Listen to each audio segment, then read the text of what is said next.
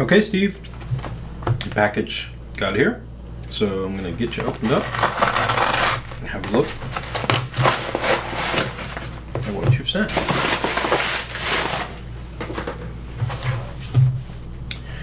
You sent a very familiar box. Okay.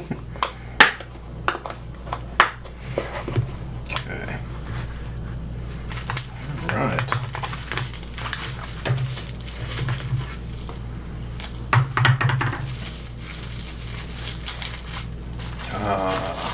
Wow. What a beauty. What a nice one. And another nice one. Oh, cool. Okay. Well, let's zoom down and have a look. So, very cool. Okay, so on our left here we have I believe a 1970, yep. So this is a 1970 Seiko 5-sports SpeedTimer proof notch case. Early on the Uncle Seiko. This is new from him. I like these. Yeah, he just released these not too long ago. It's a nice bracelet. All right, so July 70, proof, early SpeedTimer, but with a single part sweep, which is really cool. That's so this is after that transition from the earliest ones, which are a single part or a two part, to the single part. But the dial in the hands, wow, what a beautiful watch. Good crystal. Everything looks so good. Case lines are just super sharp. Crown seems a little proud. Not sure why. I have to take a close look at that. Usually that's probably okay. It's usually about half the thickness of the crown should stick out, but I never really see them with a gap between the notch and the crown. So we'll have to investigate that just a little bit just to be sure, but I think it's probably fine. Everything's very good and functional. It's just a matter of making sure that that's correct. Okay, so this is probably an A movement, I would assume. Probably a red letter text movement. Man, those hands are so nice. That's a great example. Okay, so let's move over your bell. Okay, so this is another great early one, 71. This is the 4006 6037. Good crystal. It's clean. Watch itself looks very nice. Clean watch. Very good. Dial and hands are beautiful. Seems to be operating as it should. Let's go ahead and put some power in your secondary mainspring.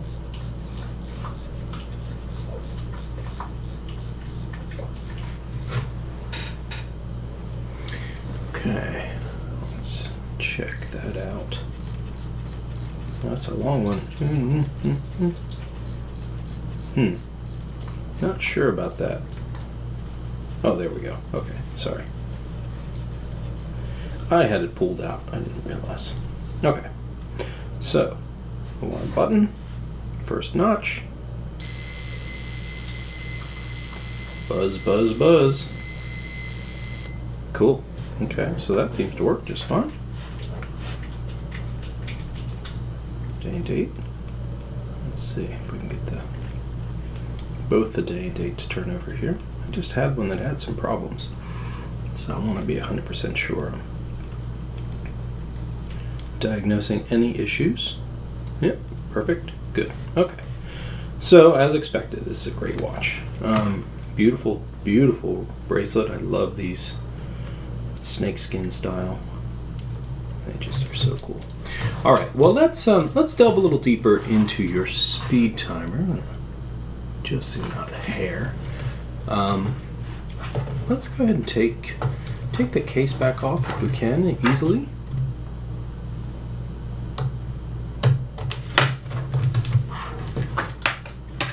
Let me just see. Let's just see.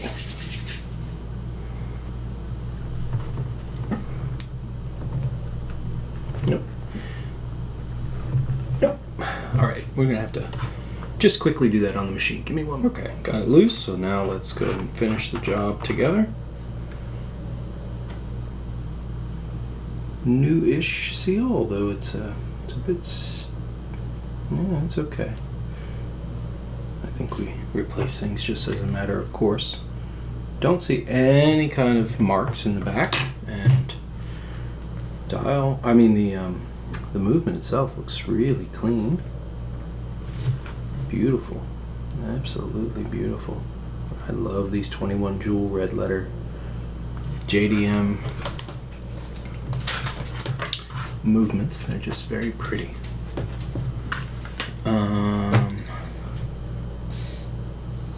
It's a bit dry under the cap jewel, so definitely no service in a very long time, if ever.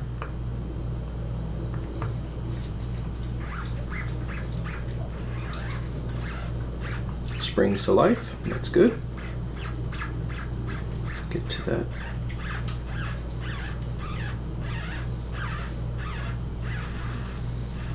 Alright, so, well, let's just do it. Let's try it. Let's see what we can do.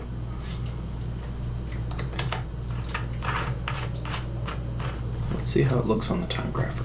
I'll be right back. Okay, so we're definitely in unserviced territory here. Numbers are super low, and you're out of beat, and your rate's off, and blah blah blah.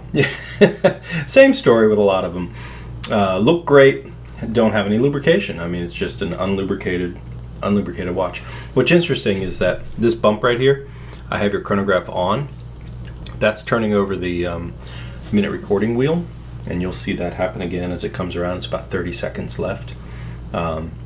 It's just one of those things. You can tell it's dry. That is supposed to be lubricated, and if it's not, you see the movement struggle a little bit to get over that hump, and you'll see the rate go up because the amplitude will drop down, and because it's it's an isochronal kind of thing. Here it goes, ready, bump. That's it. That's it. Setting your minute. Anyway, but that's kind of fun. So you're definitely in store for a service. This one is definitely on the list for needing all the things. And we will get there. All right, so let's come back to the bench and have a look at your Bell-Matic. Okay, that took a little more persuasion, but we were triumphant in the end. So let's go ahead and have a look. Let's have a look together. Very nice. Again, no marks in the back, just a Seiko Time Corp, which is really cool. So Danny Seiko Company Limited.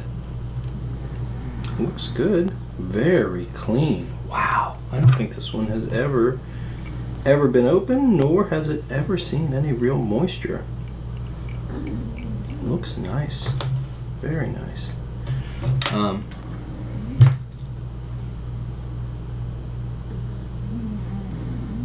think there's anything under your cap jewel. It's usually an indicator of service. But man, what a clean one. Very nice. Alright, so let's get her fully powered. Got it all there. We're going to make some adjustments, and we'll come back and look at the performance. Be right back. Okay, Steve. Well, it's not where a BellMatic should be. I mean, performance-wise, it's low. It's just dry. I mean, these things, it's keeping great time in terms of the rate. It's a little bit of a fluctuation, but you know, that's the amazing part about Seikos, is that this thing could probably sit, you know, unlubricated with no lubrication in the pivots for, I don't know how many years. I mean, probably 30, 40 years past its first service interval, and it runs like this. That's pretty incredible, I have to say. I mean, you know, these things, BellMatics, you know, you could be anywhere from 250 to 290 in terms of the amplitude, and that wouldn't be out of the question. It's really badly out of adjustment in terms of the beat error, but, you know, it was probably like that the day it was built, honestly. I mean, yeah, it's, you know, it's at its service. It should be serviced. If you want it to perform the way it should, it's not at that point. Yes, it's keeping time, and this is part of the interesting thing about owning a vintage watch, is that you may buy one from somewhere and it probably keeps decent time, you know, even probably within the spec of the day it was built. This is better than that spec, but the watch itself is limping. You know, it's limping to get there. And it will always, if it's adjusted, no matter what the amplitude, you can adjust it to keep time. But the performance of the watch is diminishing as you wear it.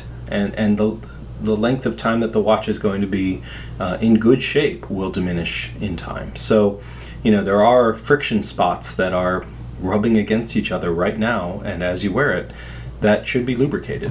And so as a consequence, you know, this is probably also at the point of needing a service. So, you know, we can do that. That's certainly not an issue. Yeah, let's come back to the bench. We'll look at both. Okay, Steve. Well, I'll send you this video. We can talk about, you know, the things that seem a bit necessary for both of these watches. I would say, you know, you definitely need a service here.